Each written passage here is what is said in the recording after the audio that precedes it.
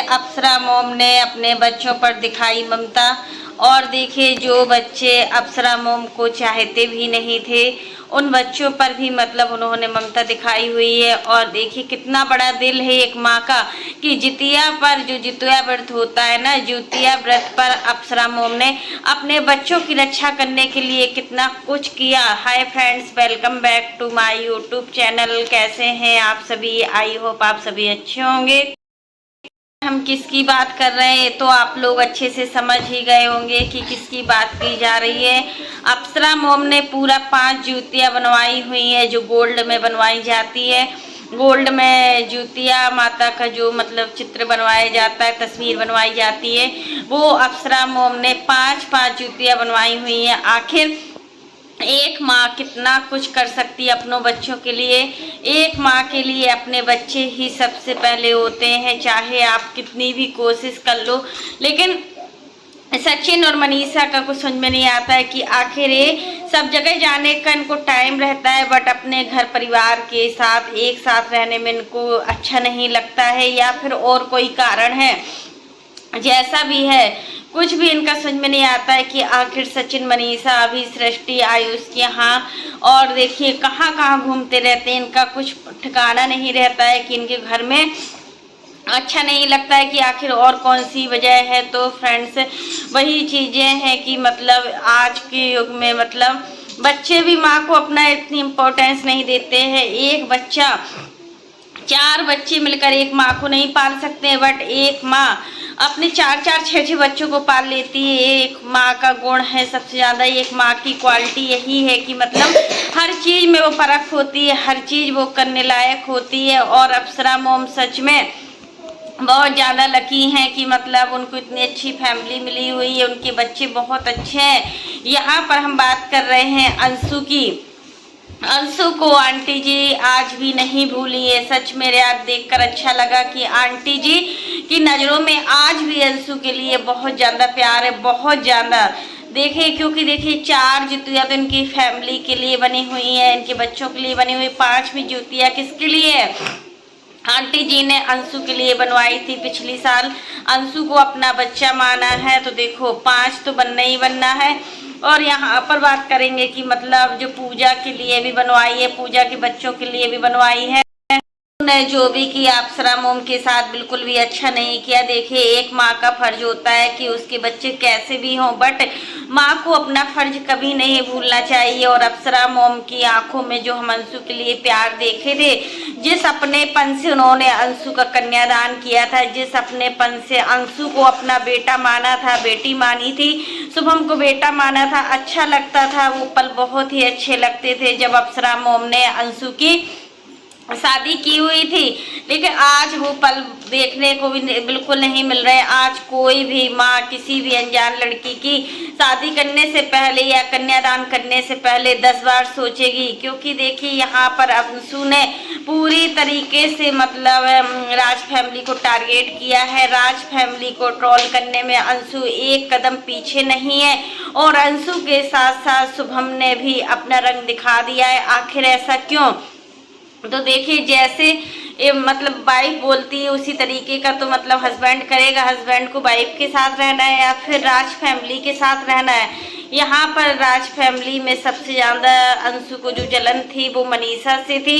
मनीषा से अंशु बहुत ज़्यादा चिढ़ती है, जिस बात पे भी हो, या उसकी कामयाबी को देखकर हो या फिर कोई और रीजन हो, बट अंशु मनीषा से मतलब बहुत ज़्यादा मतलब अंशु मनीषा को पसंद ही नहीं करती है। शुरू से ही पसंद नहीं किया अंशु ने मनीषा को। जब से सोशल मीडिया पर अंशु आई है, पहले अंशु यही कहती थी कि हम मनीषा भाभी को देखते हैं तो हमें ऐसा लगता है कि ये वीडियो क्यों बनाती रहती है, अप्सरा मॉम क्या काम करती रहती है। हमेशा जब इनकी मम्मी मतलब इनके घर में आती थी या फिर अप्सरा मॉम उनके घर पे जाती थी, ये लोग वीडियो बनाते थे, तब मतलब अंशु यही सारी चीज़ें मतलब बोलती थी। लेकिन आज फिर अपना सोशल मीडिया पर आ गई है तो इन सारी चीज़ों को अप्सरा मॉम का सबसे हमें यही लगता है कि चलो वो कितना कुछ करती अपनी बेटी के लिए, दामाद के लिए, हर किसी के लिए, पूजा के लिए, पूजा के बच्चों के लिए भी जितुआ बनवाई, सब कुछ किया। अच्छा लगा देखकर कि मतलब इतना कुछ है वो करती है ना, तो दिखावा नहीं है। देखो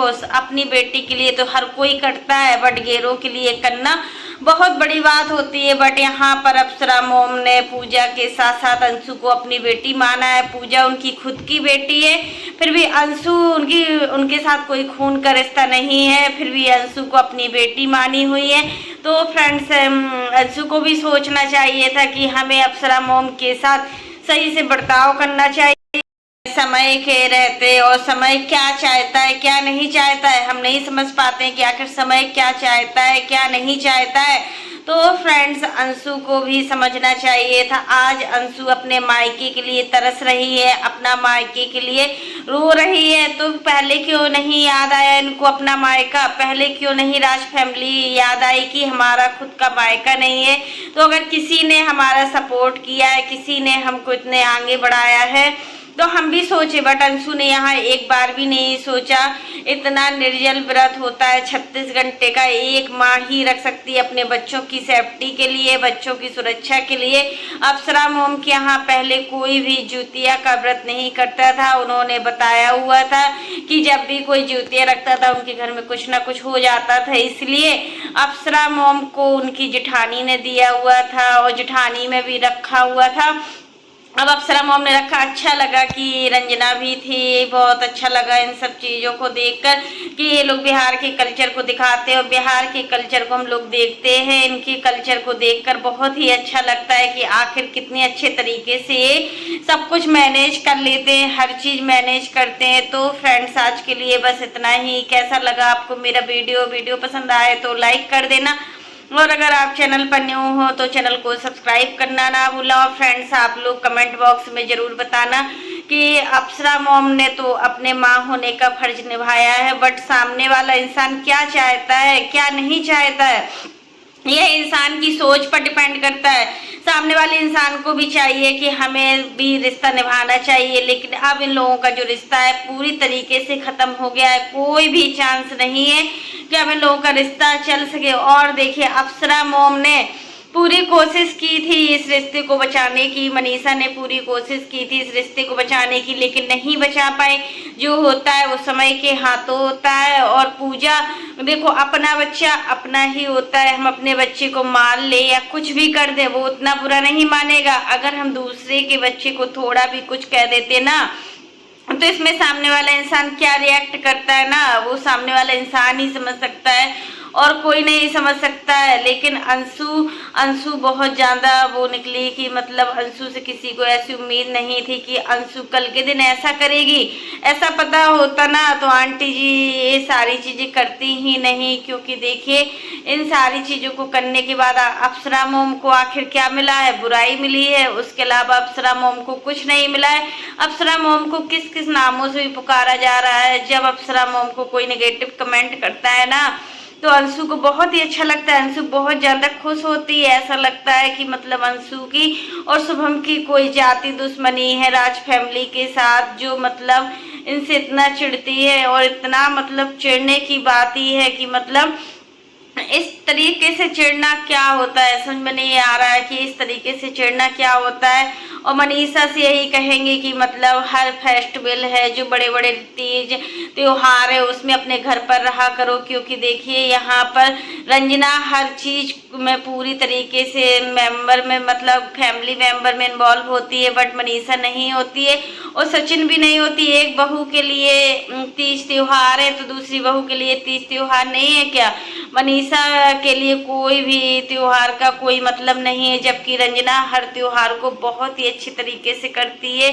जैसा आंटी जी कहती है बिल्कुल वैसा ही वो चलती है, एक आदर्श बहू की तरीके से रहती है घर में, अंकल जी की बातों को भी मानती है, अच्छा लगता है। बट मनीषा ऐसे फिरती रहती है। देखो, कई मानते हैं कि इनका काम ब्लॉगर का है और इनको हर जगह जाना ही होता है, बट अप्सरा मॉम के साथ अगर ये अच्छे से रहे तो उनको भी अच्छा लगेगा। और इतना निर्जल व्रत, एक माँ की तपस्या अपने बच्चों पर रंग ले आती है। जिस तरीके से अप्सरा मोम अपने बच्चों को खुश देखना चाहती थी, आज बच्चे खुश हैं, सचिन मनीषा एक हैं, तो अच्छा भी लगता है कि सचिन मनीषा एक हैं। और सचिन मनीषा को खुश देखकर आंटी जी बहुत खुश होती है। सच में उनकी खुशी का कोई ठिकाना नहीं होता है कि एक माँ कितना खुश होती है। और एक माँ की सबसे ज्यादा जो खुशी होती है ना, वो अपने बच्चों में ही होती है। और एक माँ बस यही इंतजार करती है कि उनके बच्चे हमेशा खुश रहें।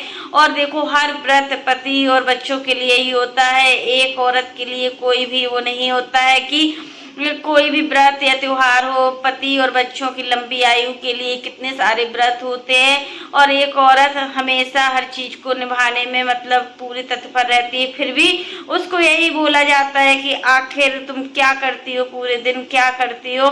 तो फ्रेंड्स, आज के लिए बस इतना ही। तब तक के लिए बाय, टेक केयर।